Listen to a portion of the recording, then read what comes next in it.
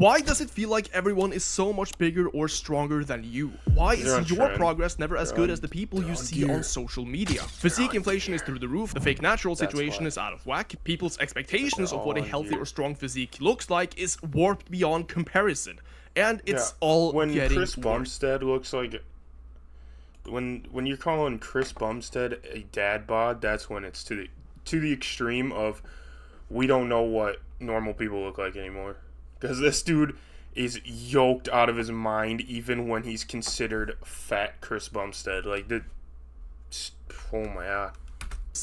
And it's all getting worse. But why? Let me take you back in time to the 1970s and 80s, where a muscular physique was seen as a freak show, a circus act, something to watch for amusement. And this was put on full display during the 1977 documentary of Pumping Iron, which would reshape how society viewed the male body for the next 50 years. Now, I've covered the topic of the body image crisis in a multitude of videos by now, going over everything from fake naturals to social media and even movies causing the inflation to the perceived ideal male physique. The Rock is natty. But today, The Rock is natty.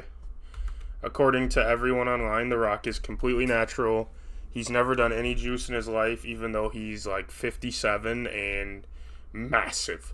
But the body image crisis in a multitude of videos by now, going over everything from fake naturals to social media and even movies causing the inflation to the perceived ideal male physique. But today I want to cover all of it and give my own takes as what we can do to combat the ongoing crisis and why stuff like fake naturals aren't even the root issue. Going back to the 70s and 80s, guys like Arnold were anomalies. They looked great, sure, but virtually nobody knew they existed, and the marketing world, movies, beauty and fashion were all fairly tame and didn't focus too much about to be on steroids 24/7.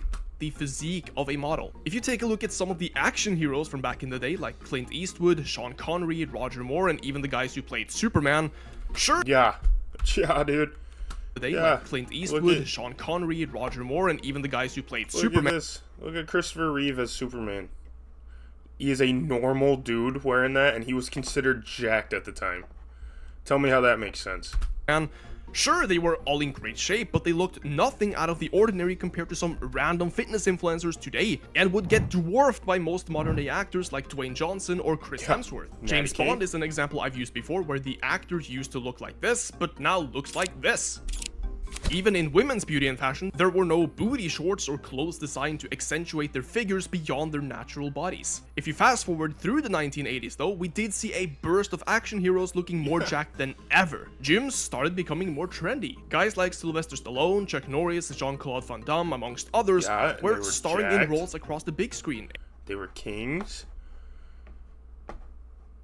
See how they look like they're like actually able to do something other than just curl or to just bench press? Yeah, that's because they, were fit as well as being big. And training, being in shape, and looking fit was becoming an ideal that many would actually strive for. Bodybuilding and physicality became kind of like a hip thing. It's okay to be proud of your body. But even back then, with the whole action hero craze, people didn't look at these physiques like they were normal. They were perceived as superhuman. Nobody actually looked like that in real life, and they certainly weren't being used in marketing. Sure, you did have supplements and such starting to creep, and even those good old VHS tapes your mom probably bought. Well, let's go in. All right, let's do it. Let's go, move. But people weren't comparing themselves to Arnold Schwarzenegger. This is what I like to call the healthy body image era, where you still had gyms, you still had bodybuilding, you could see big guys on the screen without feeling like comparing yourself or feeling like a mistake. But today, that has changed. With the global implementation of social media and algorithms designed to show you what catches your attention, with many people posting more screen time than they spend time actually being outside, it now feels like everyone is in tremendous shape. It feels like everyone is bigger or stronger than you or doing better than you financially, socially, or whatever. It doesn't just apply to fitness. And you also have the short form content designed to cut your attention span in half, the clothing and supplement industry who push clothes to accentuate your body, the whole concept of a pump cover, a summer cut, trends like looks maxing, All of this adds up and creates a super body fixated society with short attention spans. And that is not ideal if you want your perception to align with the real world. If you think it's bad for the guys with all the roided out influencers and movie stars, not just in the fitness industry, the girls have always been the most vocal topic. And I gotta say, their side is equally disturbing. We're facing pressures from society and Instagram and magazines to look a certain way, and then we have pressure from everyone else to look a certain way for our sport. First, you have tons of female... That's because there's so many fake natties in the women's industry, but they'll never admit it. And they don't take the same steroids in order to get massive. They take it to lose weight. And then they'll claim, oh, buy my cookbook to do this in 90 days. Do this little tummy exercise and you'll lose all your belly fat. It's so easy, guys. Trust me, I promise. Fitness influencers who only show off their I body did in every this single with video, no help booty at all. workouts, which are oftentimes ineffective, using scrunch, promoting workouts designed to supposedly get your waist toned and smaller, and on top of that, the whole OnlyFans craze is showing young women that the best way to get rich quick is literally selling... Yeah, because all we have out there is gooners. Dudes paying for this. Come on. You got all these guys out coming out here being like, oh, these OnlyFans whores making thousands of dollars, millions of dollars, and they can just do nothing but show their body online. But then they'll go and pay $20 a month to go look at them. Oh no. You guys are all a bunch of soy boy puss boys who think it's okay to go out and spend money for this shit and then go and complain that they're making all the money in the world when you're the one that's enabling them to be able to do it. So explain to me how you're going to sit here and complain that they make all this money when you're just feeding into the money that they get. It's like the whole Twitch subscriber thing where it's like, oh, I can't believe all these big Twitch streamers make all this money even though I donate $5 to them every day. Get over it. Your body online to random men, and those men aren't exactly helping because without them there wouldn't be a market for this stuff. Now, though the female side has been very open about their body image issues through the body positivity movement and all that, even something which was supposed to mean loving your own body for what it is turned into a sort of fat positivity movement instead. And for the guys, we don't really have anything like this at all. So it seems that even the solutions... That's true. It's okay to be a fat woman, but as soon as a dude puts on weight, oh, he's a 2 out of 10. But whenever a girl puts it on her, she's huge. Go off, queen. You do you, queen. Fat is beautiful. You're perfect. But as soon as a dude's big, it's like, ew, bro. Fucking get off your ass and start moving. Like, what are you doing? Which is true. Set in place to combat the rise in body image issues are failing hard. And with social media continuously rising and adapting based on watch time, so does the amount of jargon being pushed in your face. You get creators like Ashton Hall or The Liver King who contribute absolutely nothing and make great money from men's insecurities. Nothing. You have booty influencers who do all the same stuff without any credentials. Hey, I'm trying to film in the gym. Can you please not work out in the same gym that you pay money to go to? I'm really trying to get my workout in. Oh no, I didn't take 25 minutes to set up this camera and make sure the lighting was perfect and the angle was perfect just to show off my ass, I promise. Just, can you please get out of the way so everyone can gawk at me? I don't want you to use the stuff that you're paying your gym membership for. And the whole AI revolution isn't exactly helping either, because now you can more easily edit or fake parts of people's physiques. No shot anyone would ever look at this picture and be like, oh my goodness, that dude, nothing's done to that picture. He looks plastic. This guy's made out of plastic, dude. There are so many filters and touch-ups done to this picture that bro looks like he's just made out of clay. Golly. Or within the next year or so, creating avatars or even full social media profiles who look real enough to further drive up the image of perfection many have in their heads. Tell that's AI, and for a lot of something's people, wrong this with you. begins as far down as 12, 13, or 14 years old. I remember that at 13, I didn't even have social media like Instagram or TikTok, so I wasn't impacted by stuff like this as early. Yep. But today, kids... Before TikTok existed, the world was better. I'll stand on that for my entire life. entering middle school might have their feeds chucked up with superhuman physiques, attention-grabbing content, and let's put it simply, some kids and teens might post their own progress to social media only to get shit on. There we go. Then they'll get dissed because he wants to get bigger, but they'll say he's too small. Being skinny so easy, just eating and lifting. I mean, it still takes work. You still have to go put in your work, man. I'll always be on the side of the starting off fat is harder than starting off skinny to get jacked. But either way, you're still working hard the entire time. You don't get just jacked by walking into the gym for 5 minutes and being... Just because you're skinny doesn't mean you're just going to automatically look like David Lade or look like Chris Bumstead. Like, that's just stupid. By grown men who have been chronically online for the last 5 years, who think that if you... Yeah, exactly. You think you're just going to walk into the gym and look like this even though you start off skinny? don't look like David Lade within 3 years of training, then you're below average, and if you look better than David Lade in 3 years, then you're on steroids. And now we even have entire subreddits dedicated to looking at other men's physique and gym progress and spending hours discussing what steroids they take while double and triple checking their bodies, looking for anything that can indicate steroid use. Which makes it even worse considering most guys on PEDs look worse than high-level natural lifters anyways. 100%. But here's the thing. None of this is about health, strength, or even fake naturals. The main issue here, and the reason why I believe we have a body image crisis at all, is all about comparison. The moment you start comparing your physique to somebody else's, you're fighting a battle that you've already lost. Because what you're seeing online is often a curated highlight reel of people with oftentimes better genetics, better lighting, better angles, and oftentimes better pharmacists. Well, they'll go in and get a pump, and then they'll be having downlighting, and then they turn the saturation down on their camera so they look more defined, and it's all fake. It's all fake. It doesn't matter.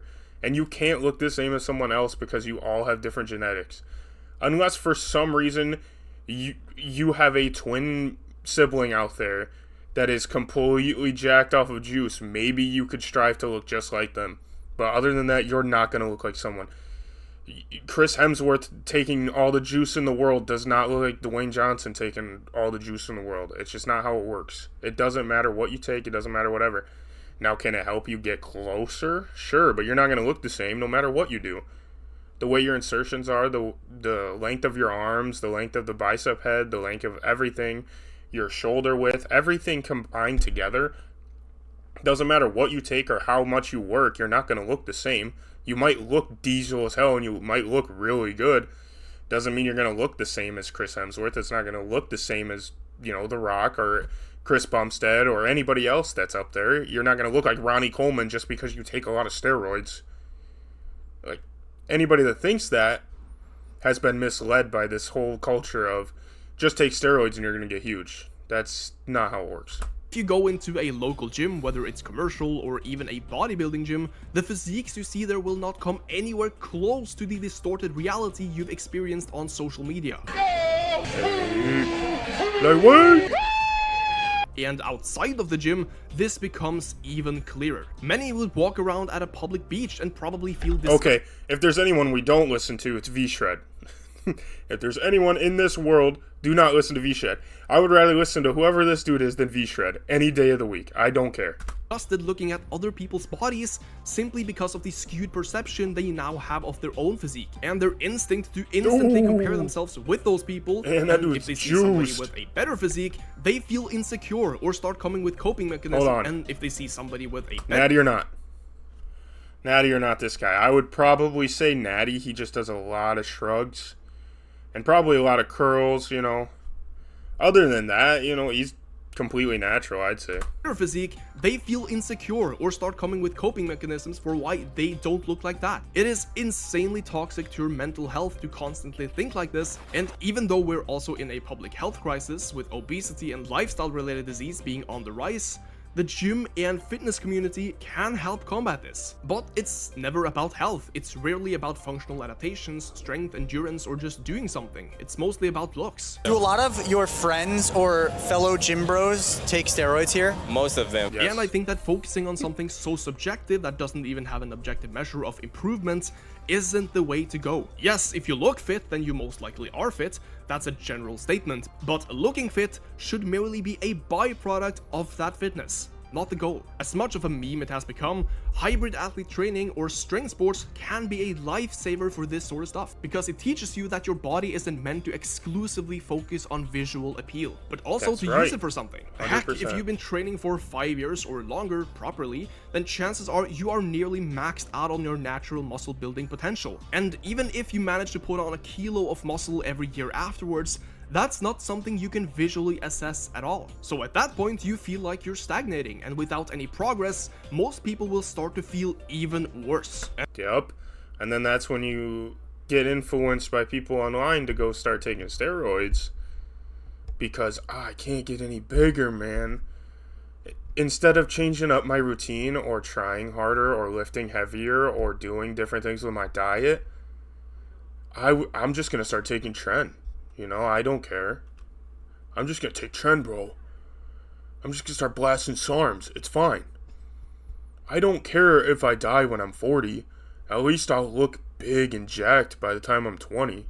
And this is just a part of human psychology to never be content but always wanting more. That's why I think it's so important to be versatile as well, and focus on performance instead of how you just look in the mirror. Because one, it takes the attention away from just the visual aspect and places it somewhere functional, like strength, endurance, or even specific tasks. And if you work on strength exercises like your big compound lifts and do some accessories with it, you're gonna look better than 99% of the people that just go in for bodybuilding.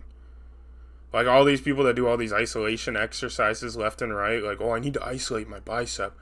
I need to do curls with one arm so I get the optimal pump. Or I need to do single arm chest flies or single arm rear delt flies or single arm lat pull downs. If you just hit your compounds, you're going to look bigger and better and be more functional than 99% of the people that go to the gym, let alone the guys that just think, I need to hit these, I got to feel the burn on every single one of these exercises, or I need to get the optimal pump in my biceps to make sure that I'm as big as I possibly can be, because Jerry over there told me that if I do it this way, I'll look super big. It's like, no, just hit your compounds, and it's not going to be hard to get strong. First off, if you hit all your compounds, you get strong. And then with strength, guess what? Muscle comes. And then, when you have that strength built up, then you can start to hit the accessories, and you're going to look huge. 2, it makes you feel a lot better to actually see progress and getting better at something, which is why most of us fell in love with the gym in the first place. The first year or two that you spend in the gym are usually the best, because you can almost see your physique changing every month. You feel a lot better physically, and you get addicted to that 100%. feeling of progress. However, I have to say, focusing on how you look is still fine to do. A lot of people can do that and end up feeling a lot better. If you want to lose 10 kilos to make your abs pop more, then there's no downside to that. The downside may come from the reason behind it. Like if you want to get shredded because you saw a video of some lean guy on YouTube, then that means that you didn't really make that choice for yourself, and you're more likely to feel discouraged if you fail. Now, body image issues and physique inflation isn't something exclusive to new gym goers or even casual lifters. There are bodybuilders with Olympia level physiques who still think that they're small, like Chris Bumstead, or even Arnold himself, who stated that he felt disgusted by looking at his own body at times. I never really was satisfied with my body. That is Goliath level body dysmorphia. When you're Arnold Schwarzenegger and you think that you are small or you're gross looking, just abysmal levels of body dysmorphia. Or Chris Bumstead winning multiple titles in a row, being considered like one of the best bodybuilders to ever live. At that point, man, I don't know. You got something psychologically wrong, like even more than body dysmorphia at that point. Because at least they have the actual titles and actual medals saying you are the best and you are as big as other people think you are. At that point, it's all psychological and there is actually something wrong in your head. I looked in the mirror and I said to myself, I don't know how this shit body can ever win. When I brag about myself, that's all bullshit. Even lifters with high-level education like Mike Israetel, who mind you has one of the biggest informational channels in the industry, has talked openly about how badly he perceives his own physique, even going to the point of getting liposuction to combat unwanted fat storage. And for what? To potentially win a trophy while being compared to quite other guys literally on not stage, natty. a super subjective opinion, only to take more PEDs down the line to improve. So what can we do to combat the ongoing epidemic of unrealistic expectations? Even social media and the body image crisis as a whole. 1, you can drop the screen time, or at least change it to something more productive for you, something you can learn from. Don't just scroll through a bunch of ripped men and women on Instagram or TikToks with... I mean, it gets to a point when, like, if all the things on your feed are just shirtless dudes, I think we gotta talk about something there, pal. edgy edits, because that doesn't give you anything. 2, focus on performance instead of your looks. Sure, it's okay if you want to gain muscle or lose fat, but make sure you understand the reason behind it and look at your own physique more as a byproduct of what you're doing in the gym and not the end goal. And 3, learn to realize that social media isn't real life. Now, I literally work with social media, so it's a bit of an oxymoron to tell you. See, what a lot of guys do is they want to compete against that person that they see on their screen. But all you have to do is you go to war with yourself every time you go to the gym. Beat yourself. Like, you should be competing with your own personal, your own body, your own strength, your own muscles. Compete against yourself. Compete against who you were the last time you were in the gym. Compete against who you were a year ago. You don't need to be competing against prime Ronnie Coleman or anybody that's huge. You don't need to be competing against what Jay Cutler can do in the gym. You compete against what you can do each and every day, and you're going to see progression, and you know what you can do. So beat that guy that came in last time. You know, beat who you were last week.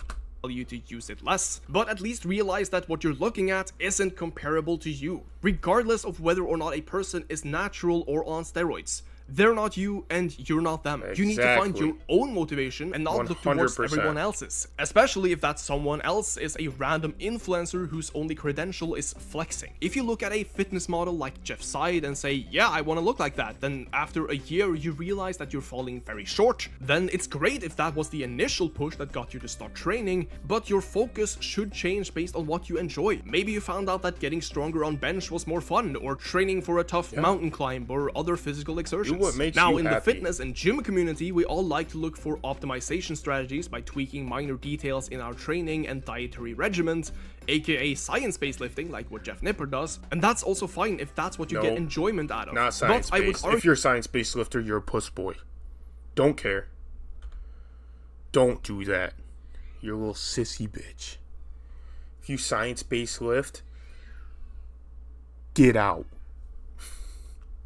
For more than 90% of gym goers, the biggest issue is actually showing up and training hard for a long time. And that's also the biggest issue with getting people from the general public interested in health and fitness. What I'm saying has a simple message behind it though. The physique inflation and body image crisis are the result of many events and factors which have accumulated over the last 50 years. But many people always lay the blame on one thing without realizing that comparison is the biggest thief of them all. Fake naturals wouldn't even be a problem if people didn't knowingly or unknowingly compare themselves to those people, and then feel pressured by that comparison. I want to look like Liver King. That's all I want to look like. I want to look just like him, so I'm just going to take his supplements. I won't do anything, any steroids. I'll do it all natural just because he told me to in his sacred tenets. While dude's blasting $13,000 a month. To take their advice, buy their training plans or I won't supplements. shower either. But if they rather focused on their own journey, they might seek a professional instead of an online influencer. If they were interested in something like supplements, they might research it and find out what works instead of relying on an influencer to tell you what to do. The whole gym journey. Turkesterone by Turk Builder. Turkesterone makes you huge. It's basically a steroid. Turkesterone. Greg, did I say it enough? Did I say turkesterone enough? Greg, notice me, Greg. Did I say Turk enough?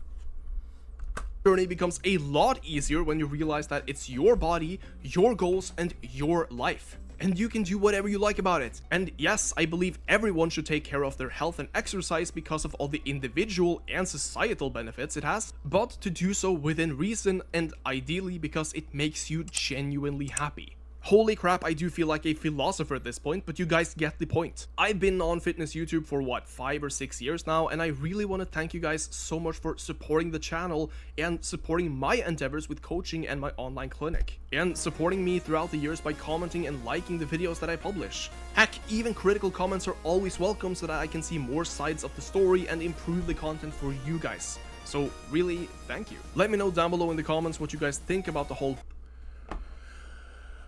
So takeaway from this is just go to the gym and put in as much work as you can and be happy doing it. Because if you're going there just to look better for other dudes, let's be real, you might be swinging for the other team. And if you are, it is what it is. But at some point you got to realize you're going there for yourself and not for anyone else. And you should be just competing against the old you. And basically that's it.